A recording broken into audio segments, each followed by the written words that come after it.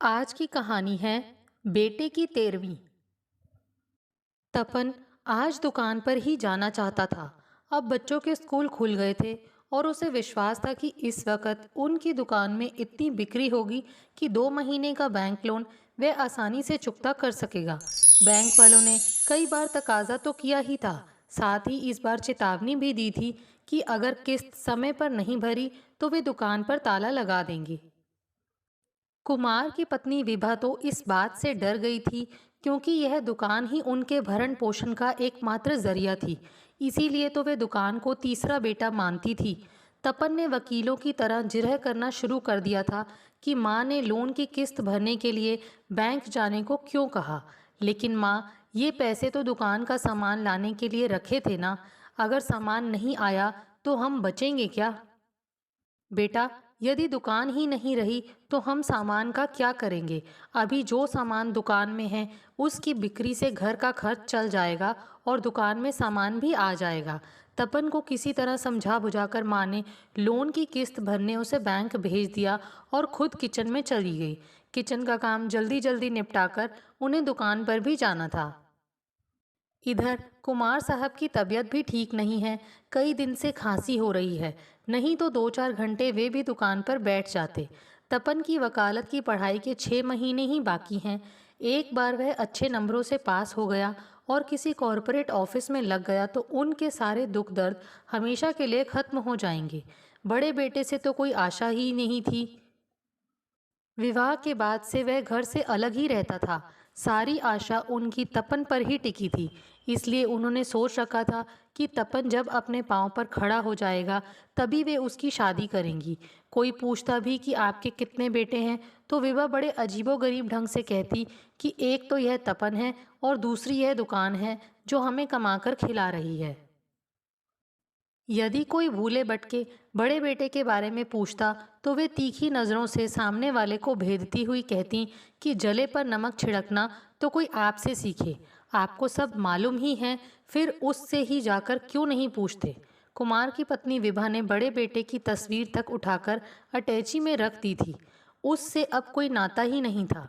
Kitchen के बाहर आकर तौलिए से हाथ पोंछती हुई विभा सोच रही थी कि यह दिमाग भी हर समय चलता ही रहता है। अगर इंसान भी बिना पैसे लगाए दिमाग की तरह घूम घाम आता तो कितना अच्छा होता। रात दिन की झिकझिक से छुटकारा मिल जाता। फिर वे खुद पर हंसी। कलाई घड़ी में देखा तो 10 बजने को थे। उन्हें देर हो रही थी। तपन भी बैंक से सीधे दुकान पर ही पहुंचेगा। उन्हें निकलना चाहिए। वे चप्पल पहनकर दुकान पर जाने के लिए निकल ही रही थी कि अचानक मोबाइल की घंटी बज उठी। किसका फ़ोन हो सकता है इस समय? क्या तपन ने बैंक में किसी से कोई मारपीट तो नहीं कर ली? यह लड़का भी ना अजीब है, सोचता कुछ है और करता कुछ है। आज भी तपन के घर से निकलने से पहले उन्होंने कहा था, तपन, खाली पेट घर से नहीं जाते, कुछ खा कर जाओ। वह कितने दिन से कह रहा था, माँ मछली बनाओ, लेकिन पैसे की कमी से वे बना नहीं पा रही थी। आज किसी तरह महीने के खर्चे में से पैसे बचाकर मछली बनाई थी तो बिना खाए ही चला गया। खाली पेट दिमाग भी गर्म होता है। तपन ने माँ से कहा था, मैं आपको बैंक की रसीद देकर घर वापस आऊँगा तो फिर खा लूँगा। तपन ने कुछ खाया पिया नहीं है। बैंक वाले से तू तू मैं हो गई होगी। यह लड़का भी ना। अभी वे घर से निकलना ही चाहती थी कि फिर से मोबाइल की घंटी बज उठी। बिना कुछ पूछे उन्होंने झुंझलाकर फ़ोन पर कहा, अब क्या हुआ तपन? दूसरी तरफ से मर्दानी आवाज़ थी, विभा। विभा, हाँ मैं विभा बोल रही हूँ, क्या बात है? उसकी बात सुनते ही उन्होंने पूछ लिया, विभा जी, आपका बेटा क्या हुआ? तपन ने पैसे तो जमा जमा कर दिए ना? अगले महीने हम अगली किस्त दे देंगे। सामने से फिर आवाज़ आई, मैडम मैं इंस्पेक्टर रवि बोल रहा हूँ। इंस्पेक्टर रवि? वे खुद से बुदबुदाई। तपन तो मारधार करने वाला लड़का नहीं है, फिर यह इंस्पेक्टर क्यों? मैडम आप सुन रही हैं ना? आप फौरन यहाँ हाईवे पर आ जाइए। आपके बेटे तपन का एक्सीडेंट हो गया है। क्या? उन्हें जैसे करंट सा लगा। यह कैसे हो सकता है? जिस सिरे को पकड़कर वह इतना बड़ा ताना बाना बुन रही हैं, वह अचानक उनके हाथ से छूट कैसे सकता है? वे घबराहट में बोली, ऐसा कैसे हो सकता है? आपको ज़रूर कोई गलतफहमी हुई है। मेरा बेटा तो बैंक गया है। मैडम, आपको जो भी सवाल पूछना है वह यहाँ पर आकर पूछिए, हमें और भी फॉर्मेलिटीज़ पूरी करनी है। कहकर इंस्पेक्टर ने फ़ोन रख दिया।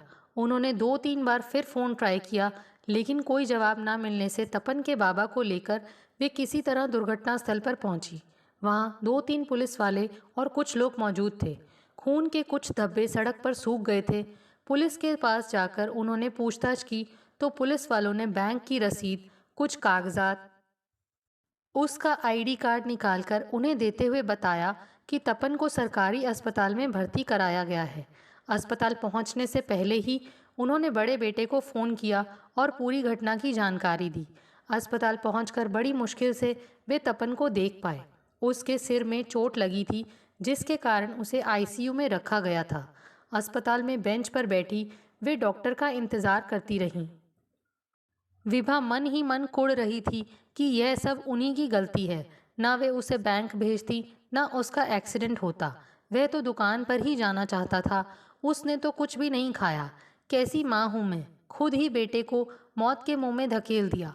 पर उन्होंने ऐसा कहाँ सोचा था कि तपन के साथ ऐसी दुर्घटना होगी। पास खड़े कांस्टेबल ने भी बड़ी आत्मीयता से कहा, बाई घबराओ नहीं, सब ठीक हो जाएगा। 1 घंटा ऐसे ही बीत गया। तब तक बड़ा बेटा भी वहां आ गया था। उन्होंने रुक रुक कर उसे सारी बातें बताई। उसने दिलासा देते हुए कहा कि वह डॉक्टर से मिलकर आता है। थोड़ी ही देर बाद बड़ा बेटा निराश सा चेहरा लिए बाहर आ गया। माँ, तुम बाबा को लेकर घर जाओ। लेकिन तपन कैसा है, यह तो बताओ। रात को रुकना पड़ेगा तो मैं घर का काम खत्म करके आती हूँ। माँ, तपन अब कभी नहीं आएगा। मैं अस्पताल की सारी कार्यवाही पूरी करके आता हूँ। पुलिस वालों को भी जवाब देना है। सिर में गहरी चोट लगने से उसकी मृत्यु हो गई है। उन्होंने एक बार कांस्टेबल की ओर देखा और धम से बेंच पर बैठ गईं। किसी तरह बड़े बेटे ने दोनों को रिक्शे में बैठाकर घर भेज दिया। पूरे कॉम्प्लेक्स में यह खबर आग की तरह फैल गई थी। कारण यह भी था कि पूरे कॉम्प्लेक्स में यह एक अकेली जेरोक्स और स्टेशनरी की दुकान थी। नए फ्लैट खरीदने या किराए पर लेने हेतु एग्रीमेंट बनवाने के लिए इसी दुकान पर जाना पड़ता था। सब अपनी अपनी अटकलें लगा रहे थे, पर सबकी एकमत राय यही थी कि अब यह दुकान 13वीं के बाद ही खुलेगी। बिना 13वीं के कोई माँ बाप कैसे दुकान खोल सकते हैं, वह भी जब जवान बेटा मरा हो। भला उसकी आत्मा को शांति कैसे मिलेगी। कई लोगों ने शाम को उसके घर जाकर सांत्वना प्रकट करने की पूरी तैयारी भी कर ली। वहाँ पर क्या बोलना है, मन ही मन उन्होंने इसकी प्रैक्टिस भी कर ली। कुछ लोग पोस्टमार्टम के बाद डेड बॉडी घर आने की प्रतीक्षा कर रहे थे। आस पड़ोस के लोगों और नाती रिश्तेदारों से उनका घर भरा हुआ था। कुछ महिलाओं ने अपने अनुभवों का खजाना खोलते हुए एक दूसरे को इशारे से देखते हुए कहा, रो नहीं रही हैं, रोना तो ज़रूरी है, नहीं तो हार्ट अटैक हो सकता है। एक पुरुष जो दिन में ही दारू चढ़ा लेता था और आंखों पर काला चश्मा चढ़ाए हुए बड़े संवेदनशील स्वर में बोले जा रहा था, अब होनी को कौन टाल सकता है। विभा जी, जब राम और कृष्ण इसे नहीं टाल सके तो इंसान की क्या बिसात। तुलसीदास जी तो एक ही लाइन में जीवन का सार समझा गए। हानि लाभ, जीवन मरण, यश अपयश, विधि हाथ, ये सब तो उनके ही हाथ में है। हम इंसानों की क्या बिसात है। मैं कॉलोनी वालों की तरफ से आपको आश्वासन दिलाता हूँ कि 13वीं तक सब आपके आने का इंतज़ार करेंगे। तब तक कोई भी कहीं से जेरोक्स नहीं करवाएगा। उसके इस जुमले से कई लोग आग बबूला हो गए। बड़ा नेता बनता है, 1 रुपए के जेरोक्स में 75 पैसे ही देगा, बाकी पैसा मार लेगा और खुद कॉम्प्लेक्स वालों का ठेका लेकर घूम रहा है। अरे किसी को इमरजेंसी होगी तो क्या 13 दिन तक वह इंतज़ार करता रहेगा। कई लोगों की तनी भ्रिकुटी देखकर वह अपना काला चश्मा चढ़ाकर वहाँ से खिसक गया। विभा इस सारी बातचीत से उदासीन अपने ख्यालों में गुम थी। कैसे तपन उनके पतले दुबले शरीर को अपनी मजबूत बाहों में उठाकर घुमाते हुए कहता था, माँ, थोड़ा खा पी कर तंदुरुस्त बनो, अन्यथा सास बनने का बोझ कैसे उठाओगी। तुम्हारी बहू तो तुमसे डरेगी भी नहीं, इसीलिए तो भाभी तुम्हें छोड़कर चली गई। तुम हुक्म चलाने लायक मजबूत ही थी नहीं। हाँ, और तेरी बहू भी बात नहीं मानेगी ना? वे हंसते हुए कहती। कैसे नहीं मानेगी? उन्हें सोफे पर बैठाते हुए तपन कहता, कुछ दिन की बात है माँ, मेरी पढ़ाई पूरी होने दो। मैंने विदेश में स्कॉलरशिप के लिए अप्लाई कर दिया है। उम्मीद है मिल ही जाएगी। उसके बाद अच्छी नौकरी मिल जाएगी, तब तुम्हें खिला पिलाकर तंदुरुस्त बना दूंगा। फिर तुम दोनों जगह राज करना। दोनों जगह मतलब? दोनों जगह यानी दुकान पर और घर में। दुकान में एक आदमी रख लेना और घर में बहू रहेगी। फिर मैं दुकान क्यों जाऊंगी? उसे बंद कर दूंगी। रोज की झिकझिक बंद। अचानक ही उसका चेहरा गंभीर हो जाता। नहीं माँ, इसे बंद मत करना। यह तुम्हारा तीसरा बेटा है। मैं विदेश जाकर अगर मेम ले आया या वहीं बस गया तो यह तुम्हारा तीसरा बेटा ही तो तुम्हारे काम आएगा। विभा उदास हो जाती। क्या तू भी भैया की तरह मुझे छोड़कर चला जाएगा? नहीं माँ, तपन हंसते हुए कहता। तुम्हें लगता है मैं छोड़कर चला जाऊंगा? बहुत दुख देखे हैं तुमने। पापा की बीमारी, हमारी परवरिश, दुकान का रख रखाव, सबके लिए तुमने अपनी कभी परवाह नहीं की। अब मैं तुम्हें देश विदेश घुमाऊंगा। तुम शहर से कभी बाहर नहीं गई, मैं तुम्हें कोलकाता ले जाऊंगा। दुकान पर तब तक जिस आदमी को रखेंगे वह संभालेगा। तुम केवल महारानी की तरह उससे हिसाब किताब मांगना और बहू के साथ शॉपिंग करना। अच्छा, बहू की तरफदारी करता है? वह काम नहीं करेगी, केवल शॉपिंग करेगी। कुमार साहब माँ बेटे की चुहल देखते हुए कहते, क्या खुसर फुसर हो रही है माँ बेटे के बीच? हाँ, आपकी शिकायत हो रही है। बेटा तो मेरा है ना? हाँ भाई, तुम्हारा ही है। कुमार साहब हंसते हुए कहते, पर मुझे कंधा तो वही देगा ना, बाप हूँ मैं उसका। एक ने तो पहले ही किनारा कर लिया, अब इसका ही आसरा है। सोचते सोचते विभा की नज़र अचानक कुमार साहब की तरफ गई, जो अर्थी को रस्सी बांध रहे थे। वे सोचने लगी, कहाँ तो ये बेटे के कंधे का सहारा लेकर जाने वाले थे और कहाँ आज बेटे को कंधा देना पड़ रहा है। विभा की नज़र आकाश की तरफ उठ गई। कहाँ हो बेटा, तुम तो विदेश जाने वाले थे, यह कहाँ चले गए? विदेश रहते तो कभी कभार बात भी कर लेती। अब मैं कहाँ देखूंगी तुम्हारा चेहरा? जिस शरीर को बचपन में रुई के गद्दे पर सुलाया करती थी कि कहीं उसके नाजुक शरीर पर उंगलियों के निशान ना पड़ जाएं, उसे डॉक्टर ने आज जाने कहाँ कहाँ नहीं चीरा फाड़ा होगा। क्यों करते हैं लोग पोस्टमार्टम? क्या आत्मीयजनों की आत्मा का पोस्टमार्टम कम होता है, जो सरकार डेड बॉडी का पोस्टमार्टम करवाने लगती है? अरे एक बार रिश्तेदारों से पूछ तो लो कि उन्हें पोस्टमार्टम करवाना भी है या नहीं। कितनी चीर फाड़ करोगे हमारी जिंदगी की? विभा की आंखें आंसुओं से भर गईं। अचानक हंगामा सा मच गया। बॉडी आ गई, बॉडी। आज सुबह ही तो तपन जीता जागता गया था और अब अचानक ही एक बॉडी बन गया।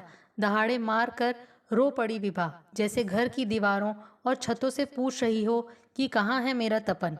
वह बॉडी कैसे बन सकता है, मैं जो उसमें जीती हूँ? धीरे धीरे भीड़ छटने लगी थी। अर्थी के साथ ही अधिकतर लोग चले गए थे। बड़ा बेटा बहू रात को आने का वादा करके खिसक गए थे कि कहीं क्रियाक्रम में पैसा ना खर्च करना पड़े। आज वर्षों बाद वे कुमार साहब के पास बैठी बीती बातें कुरेद रही थी। जब बच्चे बड़े होने लगे थे, तब से उनकी जिंदगी उनके ही इर्द गिर्द मंडराने लगी थी। आज तपन की एक एक चीज़, उसके स्कूल के कपड़े, उसके फ़ोटो, उसके जीते हुए कप, जूते मोजे को सहेज सहेज कर रखते हुए उन्होंने रात बिता दी थी। सुबह थोड़ी सी आँख लगने लगी तो लगा जैसे तपन कह रहा हो, माँ, तुम्हें मालूम है ना कितने लोगों के पैसे देने हैं? वे उठकर बैठ गई और सोचने लगी, दुकान बंद रहेगी तो रोज़ का खर्च कैसे चलेगा? रोज़ की तरह ही उन्होंने घर का काम निपटाया। कुमार साहब को समय पर दवा लेने के लिए कहा और कॉम्प्लेक्स के लोगों ने देखा कि 10 बजे जेरोक्स की दुकान खुली थी। लोगों की आस आपस में खुसर फुसर चालू हो गई कि कैसी औरत है, धर्म कर्म से कोई वास्ता ही नहीं है।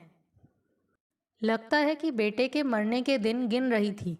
तभी तो एक दिन भी नहीं बीता कि दुकान पर आकर बैठ गई। 13वीं भी नहीं की।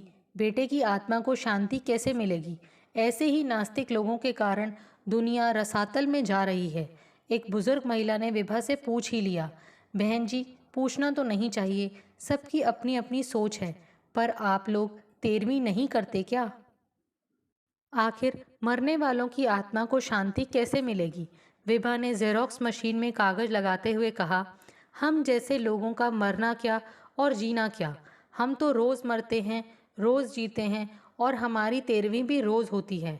अब तक दुकान पर जेरोक्स निकलवाने, कॉपी पेंसिल खरीदने वालों की लंबी लाइन लग गई थी। वे सारा काम फुर्ती से निपटाते हुए सोच रही थी, अगर ऐसी ही भीड़ रही तो वे जल्दी ही लोन चुकता कर किसी को दुकान पर काम करने के लिए रख लेंगी। फिर आकाश की ओर देखकर आंखें मूंद कर मन ही मन उन्होंने कहा, यही तेरी 13वीं है बेटा, मैंने दुकान बंद नहीं की, यह तीसरा बेटा है ना मेरा। दोस्तों, आपको हमारी ये कहानी कैसे लगी? प्लीज़ कमेंट्स करके बताइए। Thanks for watching this video.